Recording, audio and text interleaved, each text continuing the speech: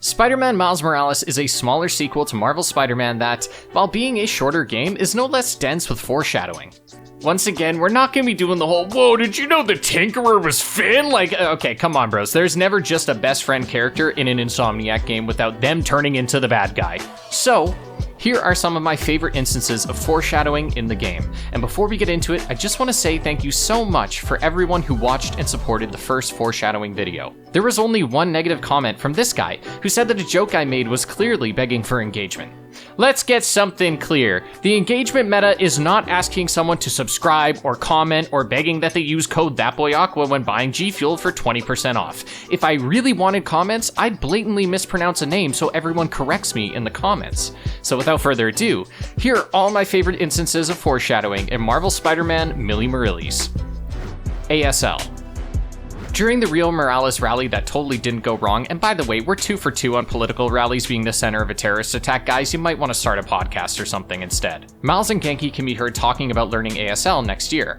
I should take ASL with you next semester. I've basically already mastered Espanol. And while this is likely to communicate with Hailey better, we can see both of them using ALS in the game's sequel when talking with Hailey. Miles also uses ASL in this game, and in that case, this could easily be foreshadowing that Hailey will be, at minimum, a recurring character, as they need a way to communicate with her. Professor Spider-Man. Peter throughout the game is a mentor to Miles. He's constantly checking up on him in the City That Never Sleeps expansion, and still, even when in Symkaria, is teaching Miles how to be a better Spider-Man. This ranges from explaining the responsibility of the mask to teaching him endless calculations needed to swing with as much swagger as he does. Just full of the exaggerated swagger of a black. In one of these conversations, Miles says that Peter should be a teacher, and guess what? That's exactly what he does in Spider-Man 2. Now, granted, this doesn't exactly work out well, but it's certainly some foreshadowing that was paid off in Spider-Man 2. Officer Davis. Okay, so this one is a little out of this game's scope, but I thought it was cool enough to share. The big thing that separates Miles from Peter is the electricity, otherwise known as Venom powers.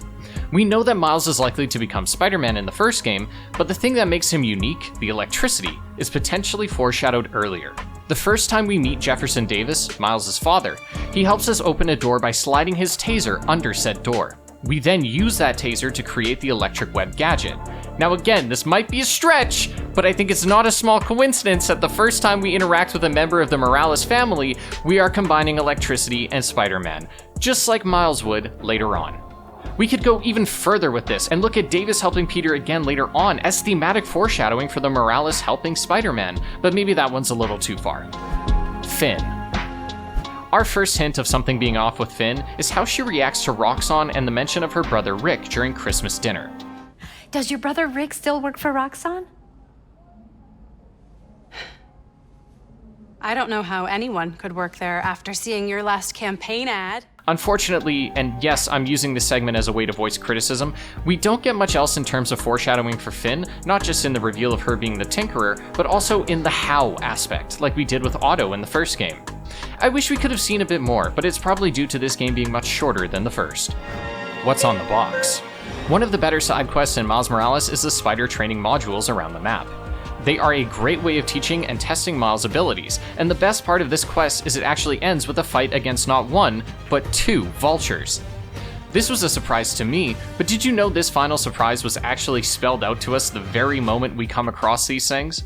If you look closely at the box, you can see that there are some cute stickers featuring Peter versus the Vulture. Now, sure, you could argue that this is just random art, but I don't think it's much of a stretch to say the devs were hinting at something here. This also makes sense as a final test because if Miles really wants to be Spider-Man, then he's got to be able to take on Spider-Man's villains.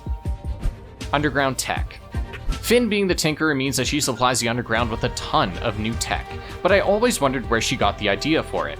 Well, during a flashback to the science fair with young Phin and young Miles, we can interact with a bunch of different tech exhibits. Reflective adhesive coins, rocket minigames, and what's this? I like the idea, but it looks kind of basic. Bet it could be improved.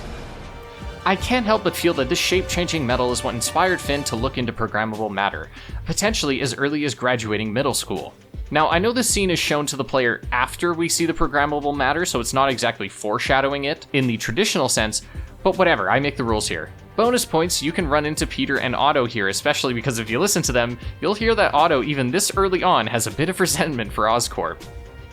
Oscorp Science Center. Huh. Norman can't build anything without making sure his name's on it. Electric Surge. It's established early on in the game that Miles' Venom powers are activated by stressful situations, as showcased during his first encounter with Rhino.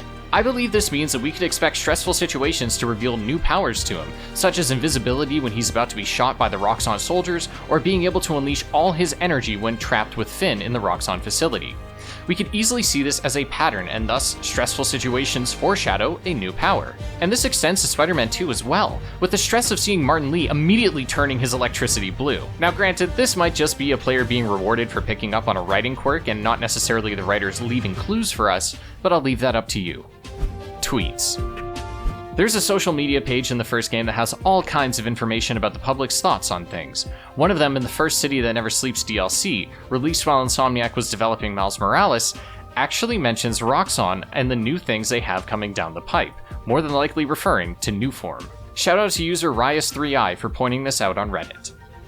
Passing the torch. A large theme of the game, so much so that the best track in the game is named after it, is that Miles throughout this game is New York's only Spider-Man. So much of Miles' journey here isn't just about his identity as his own Spider-Man, but being capable of shouldering the responsibility of the city.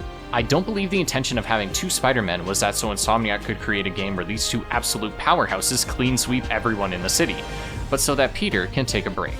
It's well known that Peter has never had his life together, even being homeless at one point in the first game. Once he concludes his 20s, there's a question begging to be asked. What now? At what point do you need to, for survival, take a step back from crime fighting? I think the introduction of Miles foreshadows Peter's desire to step away from Spider-Man a bit in Spider-Man 2, and this game is a way of prepping players, introducing them to Miles and opening avenues to explore the endgame of a superhero, assuming they don't just kill Peter off. We could see some really interesting stories with Peter having to fight internal battles over wanting to spend time on the relationships and responsibilities of Peter, while always having his uncle's words hanging over his head every time he hears sirens. So those were some of the instances of foreshadowing in Spider-Man Miles Morales. I know this was a shorter video than expected, but hey, it's a shorter game. Regardless, I think this story offers a solid amount to chew on. One of the best parts about foreshadowing in this series is how future games are foreshadowed, but if I were to do one of these for Spider-Man 2, there might not be as much foreshadowing because there isn't a Spider-Man 3, but I guess we'll just have to wait and see. Thank you so much for watching this video. If you have any examples of foreshadowing I've missed, then feel free to drop it below, and I'll be sure to mention it at some point in the future. Have an excellent rest of your day, and I'll see you in the next video. Also, thank you so much for 3,000 subscribers.